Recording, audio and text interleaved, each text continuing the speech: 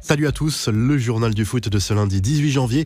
Une première dans la carrière de Lionel Messi. Le meneur de jeu Blaugrana n'avait encore jamais été expulsé en 752 matchs en carrière avec les pros du Barça. C'est désormais chose faite pour son 753e match avec le FC Barcelone. L'Argentin a reçu un carton rouge entièrement mérité pour un geste d'humeur en fin de match contre l'Athletic Bilbao. Messi, visiblement énervé par la défaite qui se profilait en finale de la Supercoupe d'Espagne, a donné un vilain coup sur une action à Asier Villalibre à quelques mètres de l'arbitre et qui a tout de même eu recours à l'arbitrage vidéo avant d'expulser la star Blaugrana.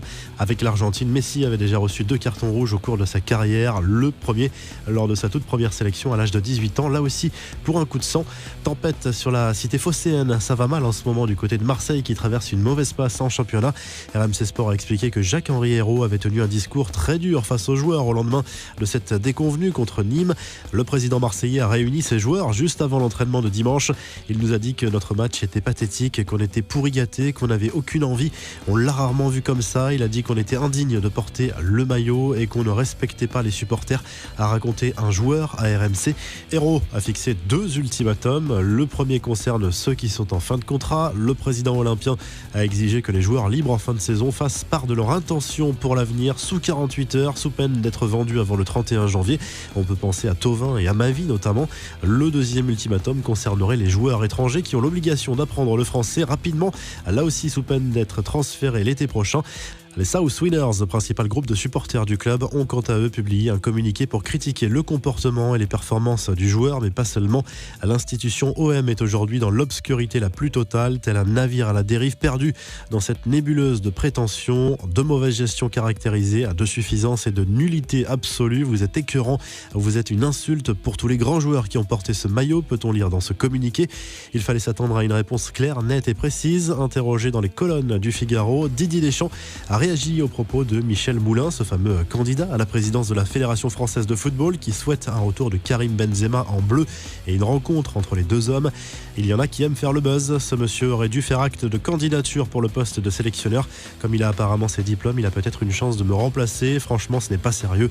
Je prends toujours mes décisions en mon âme et conscience pour le bien de l'équipe de France, a confié le sélectionneur tricolore. En clair, le retour de Benzema en bleu n'est encore qu'une utopie. Les infos et rumeurs du mercato, plus les heures passent et plus Arkadiusz Milik se rapproche de l'Olympique de Marseille. Les deux clubs sont proches d'un accord. L'attaquant polonais pourrait arriver à Marseille pour un prêt de 18 mois avec option d'achat. Les négociations ont avancé autour d'un accord avoisinant 8 millions d'euros plus 3,5 millions de bonus. L'attaquant de 26 ans devrait prolonger son contrat avec Naples avant de rejoindre Marseille. Autre situation qui se débloque après plusieurs mois de galère. Mesut Özil a trouvé un accord avec Arsenal pour partir dès cet hiver à Fenerbahçe. Le joueur de 32 ans l'a lui-même annoncé à la télévision turque. Le champion du monde 2014 n'a pas joué le moindre match, on le rappelle, cette saison. Du côté de l'AC Milan, l'arrivée de Mario Mandzukic est bouclée. L'attaquant croate s'est engagé jusqu'à la fin de la saison avec les Rossoneri, avec une année supplémentaire en option. Enfin, d'après certains médias britanniques et le quotidien catalan Sport, le milieu de terrain de Liverpool, Georginio Wijnaldum, va rejoindre le Barça en fin de saison. Le joueur n'a jamais caché son rêve de rejoindre le club Blaugrana et Ronald Koeman le veut absolument. Vous pouvez suivre l'actu Mercato en direct sur notre site topmercato.com et les applis. Les infos en bref, l'Inter Milan dans le rouge financièrement. Le club lombard n'a toujours pas versé les salaires des mois de juillet et d'août aux joueurs. Il y a des retards de paiement également pour les transferts, notamment celui d'Achraf Hakimi, recruté l'été dernier au Real Madrid. Une deadline a été fixée. Les salaires devront être versés avant mi-février. Selon le règlement en vigueur en Italie, l'Inter s'expose d'ailleurs à des pertes de points s'il ne respecte pas ses engagements. Retour en France avec ce coup d'arrêt pour l'Olympique lyonnais. Les protégés de Rudy Garcia se sont inclinés 1-0 sur leur pelouse au bout du suspense face au FC Metz en clôture de la 20e journée de Ligue 1. Les Gaunes sont désormais 3e à 2 points du duo de tête, le PSG et Lille. Anthony Lopez s'est à nouveau fait remarquer avec une sortie très limite. Le gardien de l'OL n'a pas été sanctionné sur cette action. Les Lyonnais pas vraiment vernis sur le but de Karl Toko et Cambi, finalement refusé. Les arbitres ont considéré qu'Oussem Aouar faisait action de de jeu en position de hors-jeu, même sans toucher le ballon. On traverse la Manche où Liverpool et Manchester United se sont séparés sur un match nul sans but lors de la 19e journée de Premier League. Alisson a sauvé les Reds à plusieurs reprises. Les Red Devils restent en tête du championnat anglais, mais City revient fort à 2 points et un match en moins. En Argentine, Boca Juniors a remporté la première édition de la Coupe Diego Maradona, renommée au nom de l'ancien idole du club, décédé récemment. Le club de Buenos Aires a battu Banfield en finale au tir au but. La revue de presse en Espagne, la presse madrilène salue la victoire de l'Athletic Bilbao contre le Barça en finale de la Supercoupe d'Espagne, à l'image du journal AS.